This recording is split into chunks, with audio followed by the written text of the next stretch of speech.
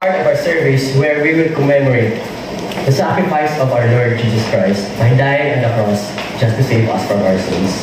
And today, we'll be hearing a testimony of our dear sister in faith on how her life was transformed by the cross. Wow. She is an amazing woman of God, a linguistic graduate from University of the Philippines.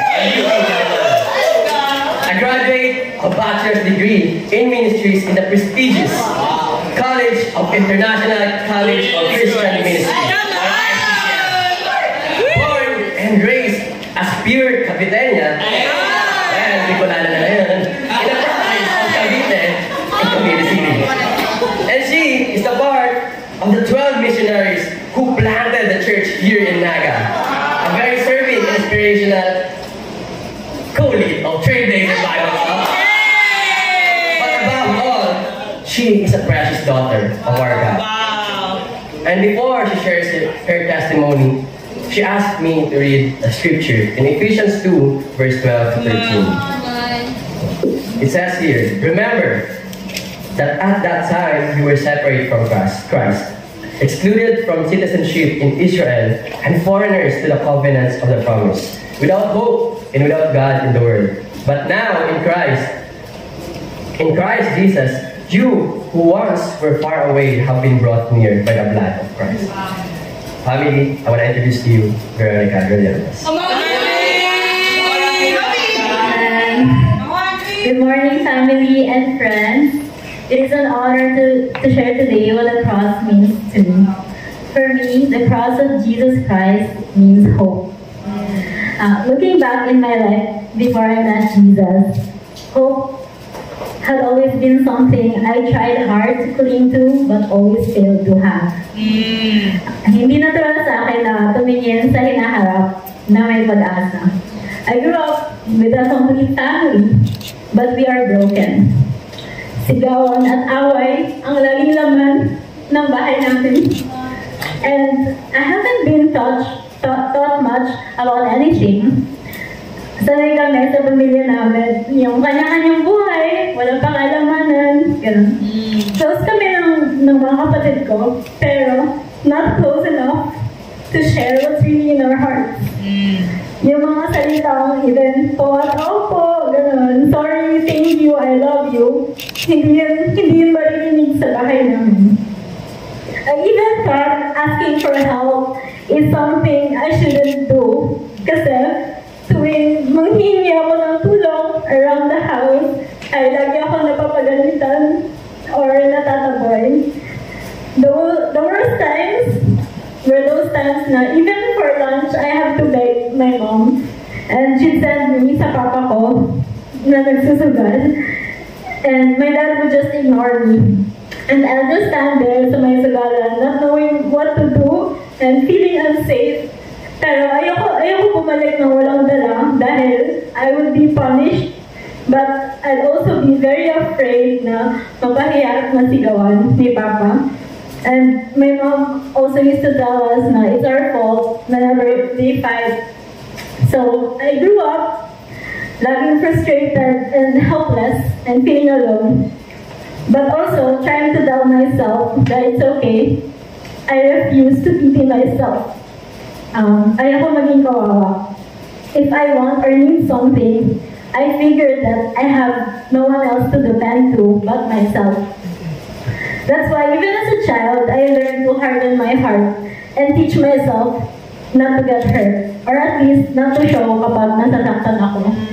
I learned doing chores for relatives for my baon, and my last option would always be to go home and ask from them, because there is no help or hope at home. I dreaded home, and so that's why I love being in school. And I tried very hard to excel in my studies. And when I see na nag-excel ako sa academics, that is when I saw hope for the first time. I thought to myself na kapag pag maraming awards and achievements, you become someone appreciated and respected in the world. You become seen and heard and noticed. Sabi ko sa sarili ko, I'm gonna be someone nobody can hurt.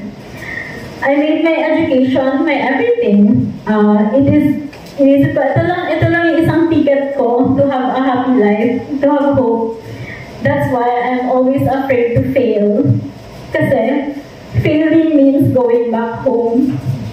So, I started to build up who I am based on what I achieved. Thinking na ito talaga yung pag-asa ko. Yun yung pag-asa ko sa buhay. Tinaya ko ang lahat. Okay lang mag-cheat or magsinungaling para makuha ko yung gusto ko. Yung mga relasyon ko sa mga kaibigan ko, I know it was very fake. Kasi ayaw ko na makita nila who I really am. Because sa totoo lang, I don't really like who I am. I'm not very proud of who I am. So I even allowed myself to be impure para lang makisama, para makibelong. And I hide behind this identity because this is where I feel safe and less exposed. I became proud, selfish, entitled, very, very hateful and judgmental, and began being also very verbally abusive with my family, especially towards my mom nung malaki na ako. I hated her. Nung nag-aral ako sa UP for college, I got scholarships and side job and everything seems to be alright. But then at night, I would always feel this hopelessness in my heart. Parang college ulit lang, mag-aaral, kakain, mag-work, matutulog. Pero kahit ito yung pinili ko na gawing pag-asa, feeling ko, lugi ako. Feeling ko, ganon, tapos mamamatay lang din naman ako. I struggled so much with this, na I'm not going anywhere and I'm not happy.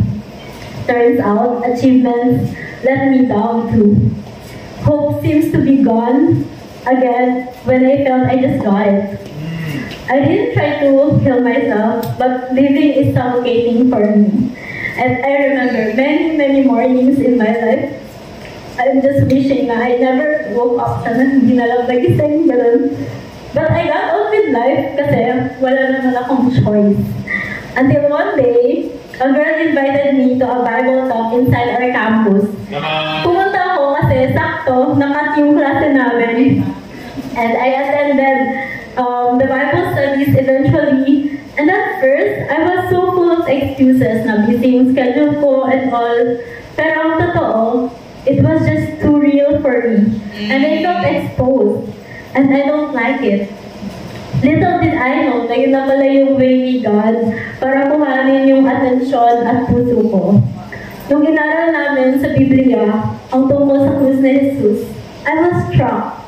Bakit kaya yung ginawa ni Jesus?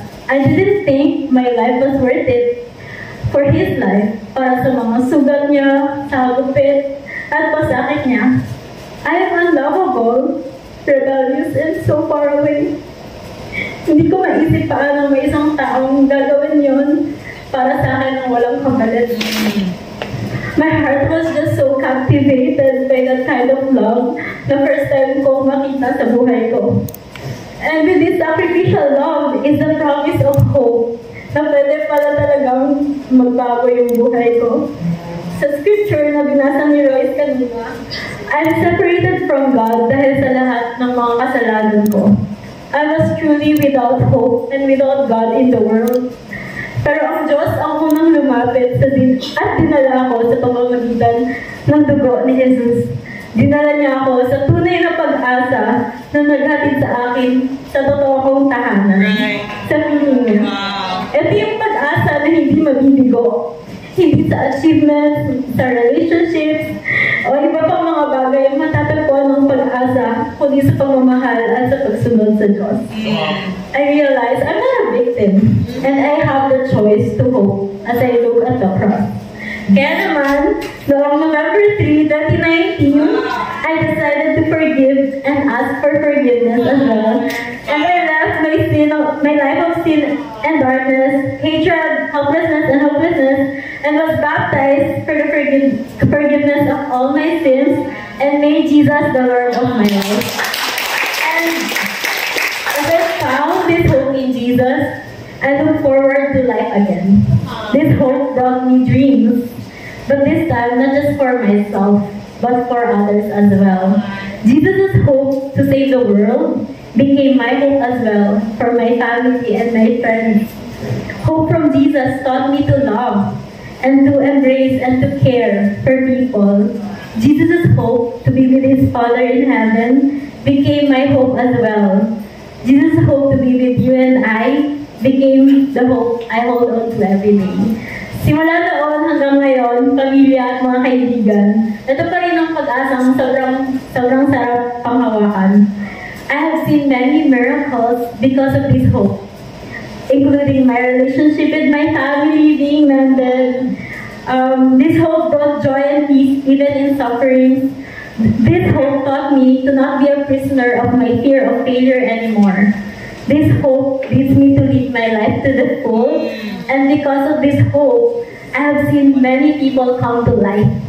And I have seen you, family, decide to change your life because you saw this hope. Family and friends, seek this hope that does not disappoint. This is the hope that will eventually lead us home. Let's hold on to this hope no matter what until we meet him someday. And say, love you all.